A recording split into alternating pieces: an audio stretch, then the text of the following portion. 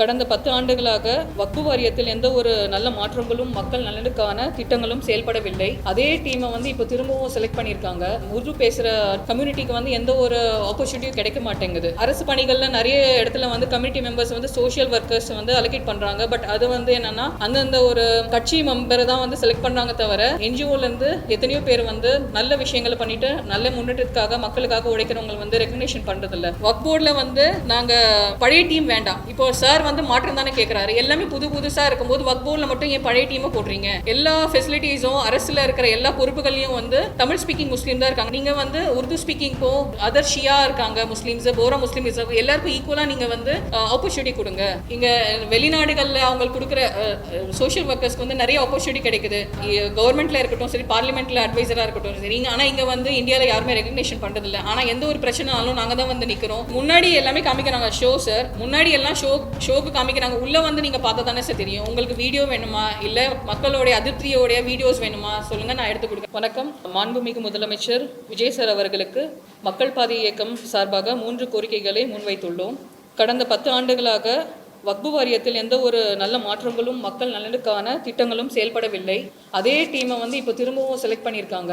அதனால் எங்களுக்கு மாற்றங்கள் தேவை, சமூகத்தில் மாற்றங்கள் தேவை. இதில் உருது பேசுகிறவங்களுக்கு, உருது பேசுகிற கம்யூனிட்டிக்கு எந்த ஒரு ஆப்பர்ச்சுனிட்டியும் கிடைக்க மாட்டேங்குது. Like Shia Muslims, Urdu speaking Muslims and Bohra முஸ்லீம்ஸ்க்கு அவங்களுக்கும் வக்ஃபு வாரியத்தில் அவங்களுக்கான ஒரு ஆப்பர்ச்சுனிட்டி அலோகேஷன் கொடுத்தா இன்னும் நல்ல பெட்டராக நிறைய விஷயங்களை முன்னேற்றத்துக்கான கொண்டு வரலாம்னு சொல்லிட்டு ஒரு எதிர்பார்ப்பு இருக்குது. நெக்ஸ்ட்டு சோஷியல் ஒர்க்கர்ஸ், சமூக சேவர்களுக்கு அரசில் எந்த ஒரு அங்கீகாரமோ எந்த ஒரு துறையில் எந்த ஒரு போஸ்டிங்கும் எங்களுக்கு கிடைக்கிறதில்ல. நாங்கள் 10 வருஷம் 20 வருஷமாக மக்களுக்காக எதுனாலும் ஓடி வரோம். எந்த ஒரு டிசாஸ்டரு, கொரோனாலேருந்து எந்த ஒரு பேரழிவுனாலும் நாங்கள் தான் முன்னாடி நிற்கிறோம். ஆனால் எங்களுக்கான ஒரு ரெகக்னேஷன் எதுவுமே இல்லை. அரசு பணிகளில் நிறைய இடத்துல community members social workers allocate பண்ணுறாங்க. பட் அது என்னென்னா அந்தந்த ஒரு கட்சி மெம்பரை தான் செலக்ட் பண்ணுறாங்க தவிர என்ஜிஓலேருந்து எத்தனையோ பேர் நல்ல விஷயங்களை பண்ணிட்டு நல்ல முன்னேற்றத்துக்காக மக்களுக்காக உழைக்கிறவங்க ரெகக்னேஷன் பண்ணுறதில்ல. ஸோ இது ஒரு செகண்ட் கோரிக்கையாக நாங்கள் வச்சுருக்கோம். சமூக சேவர்களுக்கு அவங்களுக்காக ஒரு நல்ல ஒரு ஆப்பர்ச்சுனிட்டியை கொடுங்க. ஏன்னா வெளிநாட்டில் டெவலப்டு கண்ட்ரியில் பார்த்திங்கன்னா பார்லிமெண்ட்ரி அட்வைசர், அப்புறம் சோஷியல் ஒர்க்கர், பிடபிள்யூடி, அந்த டிபார்ட்மெண்ட் எல்லாம் அவங்களுக்கு நிறைய அலோகேஷன் கொடுக்குறாங்க. அவங்கள ரெகக்னேஷன் பண்ணுறாங்க. நான் இந்த புது கவர்மெண்ட்லேயும் இந்த மாதிரி ஒரு எதிர்பார்ப்பை நாங்கள் எதிர்பார்க்குறோம். நெக்ஸ்ட்டு நான் சேப்பாக்கு தொகுதியை சேர்ந்த அங்கே வசிக்கிற ஒரு சோஷியல் ஒர்க்கர்.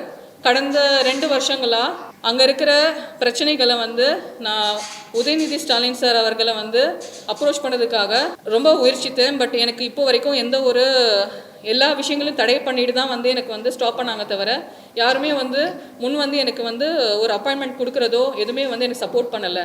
ரோடு சரியில்லை, ட்ரைனேஜ் சரியில்லை, அங்கே இருக்கிற ஸ்ட்ரீட் லைட் சரியில்லை. அப்புறம் ரமஜான் மந்தில் கிஃப்ட் கொடுக்குறாங்கன்னு சொல்கிறாங்க. அந்த கிஃப்ட் கூட எல்லாருக்கும் எல்லாமே வரதில்லை. 10,000 கொடுக்குற இடத்துல 1000 கொடுக்குறாங்க. 1000 கூட மக்களுக்கு போய் சேர்றதில்ல. அதுவும் அங்கே டிஎம்எம்கேயில் இருக்கிற அவங்க இருக்கிற குழுக்கள்லேயே அவங்களுக்கு தெரிஞ்சவங்க, அவங்களுடைய ரிலேட்டிவ்ஸ், ஃபேமிலி மெம்பர்ஸ்க்கு தான் போகுது தவிர தாழ்த்தப்பட்ட மக்களுக்கும் ஏழை புவர் பீப்புள், லேடிஸ்க்கு எதுவுமே சேர்றதில்ல. ஸோ இது ஒரு பிரச்சனையாக இருக்குது. தயவு செஞ்சு இந்த சேப்பாக் தொகுதியில் இருக்கிற பிரச்சனையை முதலமைச்சர் அவர்கள் எவ்வளோ சீக்கிரம் முடியுமோ அதை பார்த்துட்டு ரோடு அண்டு இந்த ஸ்ட்ரீட் லைட்ஸு அண்டு ட்ரைனேஜ் ரொம்ப இஷ்யூவாக இருக்குது. அதனால் நீங்கள் உள்ளே இருக்கிற ஸ்ட்ரீட்டில் நிறைய ரோடு ரொம்ப மோசமாக இருக்குது. இதெல்லாம் நீங்கள் கொஞ்சம் கவனித்து ஒரு ஆய்வு செஞ்சு இதுக்கான சொல்யூஷன் கொடுத்தா நல்லாயிருக்கும் சார். நாங்கள் சிஎஸ்ஆர் ஃபண்ட்ஸ், இப்போது நிறைய என்ஜிஓஸ் இருக்காங்க. அதுக்கு சிஎஸ்ஆர் ஃபண்ட்ஸ் கார்ப்பரேட் கம்பெனிலேருந்து நிறைய பேர் பண்ணுறாங்க. ஆனால் அதை கரெக்டான என்ஜிஓஸ்க்கு சேர்றதில்ல.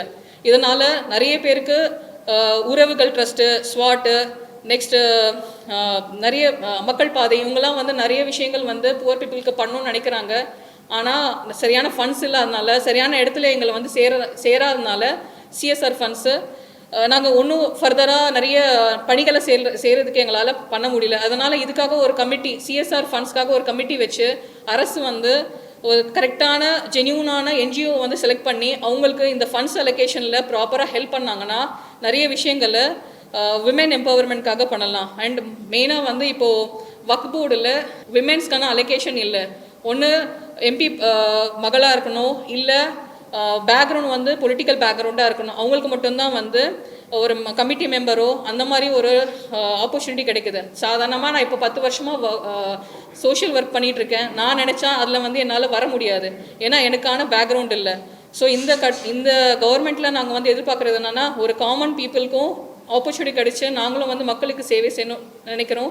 மக்கள் பாதை சார்பாக இந்த கோரிக்கையை தயவு செஞ்சு இதை வந்து அக்செப்ட் பண்ணிவிட்டு எங்களுக்கு தேவையான வசதிகளை செஞ்சு நாங்கள் இன்னும் நிறைய சேவைகளை செய்கிறதுக்கு உதவி செய்யுங்க சார். தாழ்மையோடு கேட்டுக்கொள்கிறேன். தமிழ் வாழ்க, எல்லா புகழும் இறைவனுக்கு. தேங்க்யூ.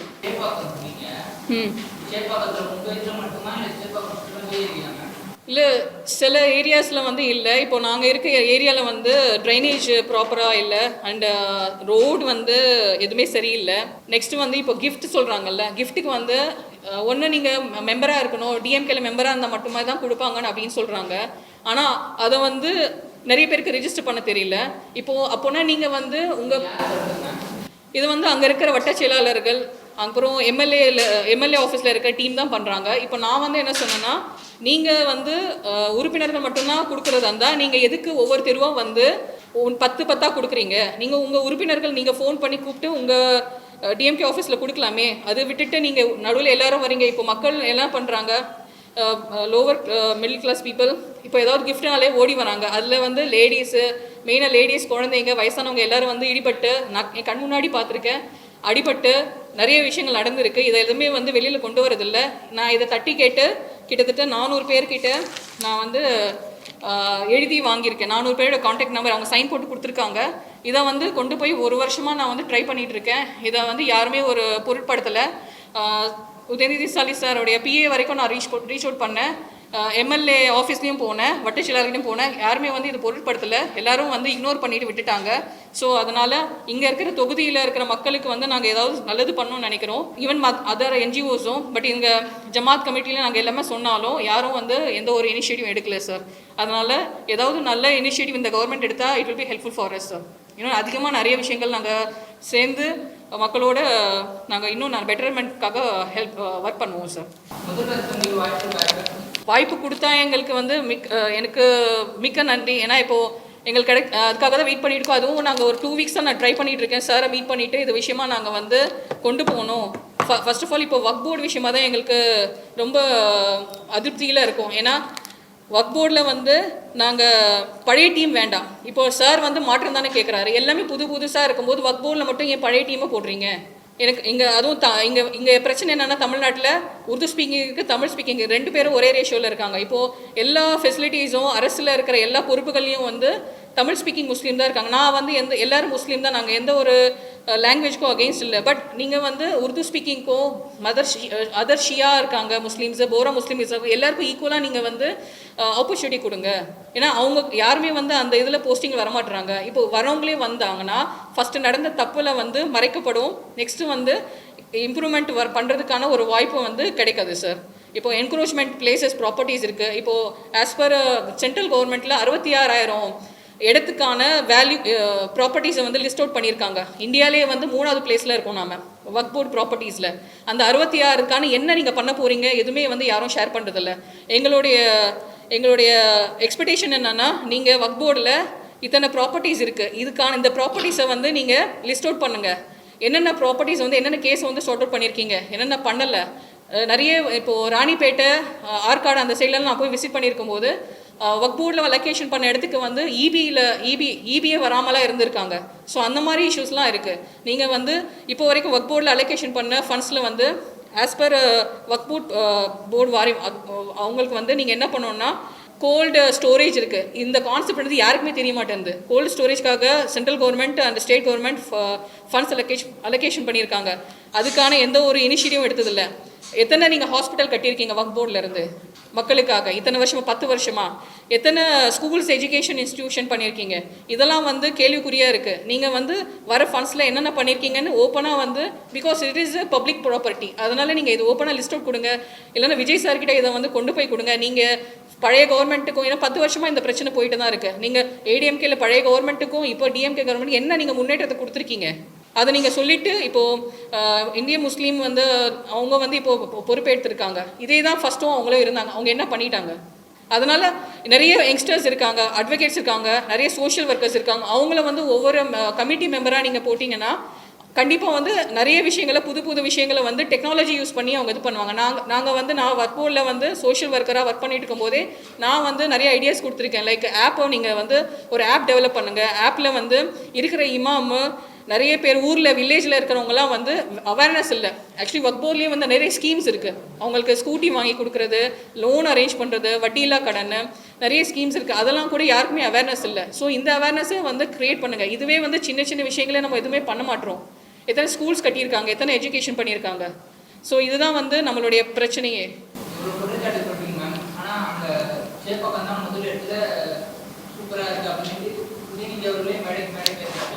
இல்லைங்க, நான் சொல்கிறது மெயின் ரோடில் இருக்கட்டும், உள்ள ஸ்ட்ரீட்டில் வந்து பாருங்கள், மக்கள் அங்கே தானே வசிக்கிறாங்க. குறுகிய இடம், அங்கே போகிறதுக்கு வழி இல்லை. ட்ரைனேஜ் வந்து மழை பெஞ்சுன்னா அவ்வளோ ட்ரைனேஜ் இருக்குது. நான் உங்களுக்கு வீடியோஸ்னாலே எடுத்து கொடுக்குறேன். எங்கள் ஏரியாலே இருக்குங்க. ஸ்ட்ரீட் லைட்ஸ்லாம் உடஞ்சிருக்கு. அதை வந்து ரிப்பேர் பண்ணுறதுல நாங்கள் நிறைய தடவை கிட்டத்தட்ட அங்கே இருக்கிற மக்கள் வந்து பெட்டிஷன் கொடுத்துருக்காங்க, நாங்களும் கொடுத்துருக்கோம். ஆனால் யாருமே வந்து இப்போ வரைக்கும் இனிஷியேட்டிவ் எடுத்ததில்லை. ஸோ இதுதான் பிரச்சனை.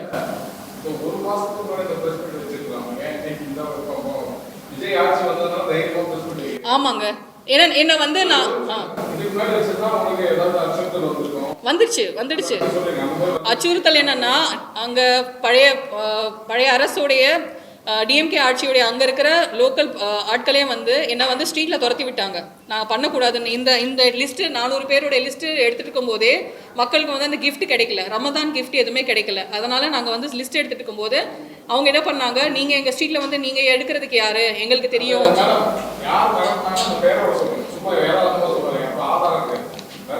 இல்லை, அது வேண்டாம் சார். நாங்கள் வந்து அவங்க பண்ண தப்பே இல்லை சார். இது வந்து ஒரு 2 பேர் பண்ணியிருக்காங்க சார். அது வந்து வேண்டாம் சார். ஏன்னா இல்லை வந்து சார் கிட்ட நான் வந்து விஜய் சார் வந்து அவங்களுக்கு என்ன இல்லைனா இப்போ அந்த தொகுதிக்கான மக்கள் யாருன்னு அவங்களுக்கு தெரியும். உதயநிதி ஸ்டாலின் சாரோடைய தொகுதியில தான் நான் சொல்றேன். அந்த ஏரியாவில் இருக்கிற வட்ட செயலாளர் அவங்க தான் சொல்கிறேன். இப்போ நான் வந்து ரிவீல் பண்ணனா எனக்கு சேஃப்டி இருக்கான்னு எனக்கு தெரியாது. அதனால் எனக்கு வந்து விஜய் சாரோட ஒரு அப்பாயின்மெண்ட் கிடச்சி அவங்க வந்து என்னுடைய பிரச்சனைகளை சார்ட் அவுட் பண்ணணும்னு சொல்லிட்டு எனக்கு பாதுகாப்பு இருக்குன்னு சொன்னால் நான் கண்டிப்பாக சார்கிட்டே நான் ரிவீல் பண்ணுவேன் யார் அப்படி பண்ணாங்கன்னு சொல்லிட்டு. எங்கள் ஏரியாவில் வந்து இதுதான் சார் பிரச்சனையே. ஒன்றும் மாற்றங்களே இல்லை சார். சார் வெளியில் வந்து ரோடு போடுறாங்க, எலெக்ஷன் வரும்போது ஓகே சார். ஆனால் உள்ளே வந்து அப்படியே தான் சார் இருக்குது. எந்த ஒரு மாற்றமும் இல்லை. என்ன கொடுக்குறாங்க சார்? எதுவுமே இல்லை. வெறும் ரேஷன் அரிசியும் இதுதான் சார் வாங்கிட்டு இருக்காங்க ரெகுலராக. ஸ்ட்ரீட் அங்கே வந்து மழை பெஞ்சாலே ட்ரைனேஜ் வந்து அவ்வளோ காவா தண்ணியாக ஓடுது. அங்கே பசங்க இருக்காங்க, அதுவும் குட்டி குட்டி ஸ்ட்ரீட்ஸு, எல்லாமே இன்ஃபெக்ஷன் ஆகும். ஆமாங்க சார். சார் கண்டிப்பாக மாற்றத்தை கொண்டு வருவாங்கன்னு ஒரு நம்பிக்கையில் தான் சார் இப்போ வெளியில் வந்து நான் இவ்வளோ தைரியமாக பேசுகிறேன் சார். 3 கோரிக்கைகள் இருக்குது. ஒன்று வந்து இப்போது வக்ஃப் போர்டு வந்து ஆல்ரெடி முஸ்லீம் லீக் அவங்ககிட்ட தான் போயிருக்கு இன்சார்ஜா. ஸோ அதை வந்து எங்களுக்கு மாற்றத்தை வேணும். அதுவும் உருது கம்யூனிட்டி பீப்புளுக்கும் அவங்களுக்கும் வந்து ஆப்பர்ச்சுனிட்டிஸ் கிடைக்கணும். Urdu community people, Shia community and Bohra எல்லாருக்கும் வந்து ஈக்குவலாக ஆப்பர்ச்சுனிட்டிஸ் கொடுங்க. நெக்ஸ்ட் வந்து சமூகம், நீங்கள் சோஷியல் ஒர்க்கர்ஸ்க்கு வந்து ரெகக்னைஸ் பண்ணுங்கள். இங்கே வெளிநாடுகளில் அவங்களுக்கு கொடுக்குற சோஷியல் ஒர்க்கர்ஸ்க்கு வந்து நிறைய ஆப்பர்ச்சுனிட்டி கிடைக்குது. கவர்மெண்ட்டில் இருக்கட்டும் சரி, பார்லிமெண்ட்டில் அட்வைசராக இருக்கட்டும் சரி. ஆனால் இங்கே வந்து இந்தியாவில் யாருமே ரெகக்னேஷன் பண்ணுறதில்ல. ஆனால் எந்த ஒரு பிரச்சனைனாலும் நாங்கள் தான் வந்து நிற்கிறோம். எந்த ஒரு டிசாஸ்டர் எதுனாலும் நாங்கள் தான் வந்து நிற்கிறோம். ஸோ அதனால் எங்களை ரெகக்னேஷன் பண்ணுங்கள். தேர்ட் வந்து இங்கே நம்ம சேப்பாக் தொகுதியில் இருக்கிற பிரச்சனைகளுக்கு சார்ட் அவுட் பண்ணணும். அங்கே வந்து street lights, drainage system issue, and then இந்த ரோடு ப்ராப்பராக இல்லை. உள்ள ஸ்ட்ரீட்ஸ்குள்ளெல்லாம் எதுவுமே ப்ராப்பராக இல்லை. நெக்ஸ்ட்டு லாஸ்ட் 2 இயர்ஸாக வந்து கிஃப்ட்ஸ் கொடுக்குறேன்னு சொல்லிட்டு பாதி இல்லை கால்வாசி கூட எதுவுமே வந்து யாருக்கும் போய் சேரலை. This is the issue sir. இதை வந்து மூணுமே இது கோரிக்கையை வச்சுருக்கோம். இதை வந்து சார்ட் அவுட் பண்ணி கொடுத்தீங்கன்னா நல்லாயிருக்கும் சார். And we are looking for opportunity to meet Vijay sir. இது பாசிபிள்னா ப்ளீஸ் எங்களுக்கு ஹெல்ப் பண்ணுங்கள் சார். Thank you sir. துணை முதலமைச்சர் இந்த ஏரியா நாங்கள் ஏகப்பட்ட இதில் வந்து நலத்திட்டங்கள்லாம் பண்ணியிருக்கோம், அது ரோட்லாம் ரெடி பண்ணியிருக்கோம், எல்லாமே சொல்லியிருக்காங்க. அது எதுவுமே இல்லைன்னு சொல்லியிருக்காங்க சார். முன்னாடி எல்லாமே காமிக்கிறாங்க ஷோ சார். முன்னாடி எல்லாம் ஷோக்கு காமிக்கிறாங்க. உள்ளே வந்து நீங்கள் பார்த்தா தானே சார் தெரியும். உங்களுக்கு வீடியோ வேணுமா இல்லை மக்களுடைய அதிருப்தியோடைய வீடியோஸ் வேணுமா சொல்லுங்கள், நான் எடுத்து கொடுக்குறேன். ஏன்னா நான் வந்து அங்கே ரெகுலராக விடோஸ்க்கு, எல்டர் பீப்புளுக்கு, ஃபிசிக்கலி சேலஞ்ச் பீப்புளுக்கு நான் வந்து அங்கே ஹெல்ப் பண்ணியிருக்கேன். மேரேஜ்லேருந்து எஜுகேஷன் இதுக்காகன்னு சொல்லிட்டு எங்கள் இயக்கம் நிறைய என்ஜிஓஸ் சேர்ந்து தான் நாங்கள் வந்து ஹெல்ப் பண்ணிகிட்ருக்கோம். ஸோ அதனால் we know that what is happening inside. அங்கே என்ன நடக்குது எங்களுக்கு தெரியும் சார். அது வந்து மேலே தான் வந்து நல்லது இருக்குது எல்லாம்னு சொல்கிறாங்க. நாங்கள் வந்து அவங்கள குறையும் சொல்லலை, பண்ணியிருக்காங்க. ஆனால் அவங்க தொகுதிக்கு வந்து அவங்க இன்னும் நல்லா பண்ண வேண்டியது பண்ணலை. ஸோ இந்த கவர்மெண்ட் கிட்டேருந்து நாங்கள் எதிர்பார்க்குறோம் சார். இதனால்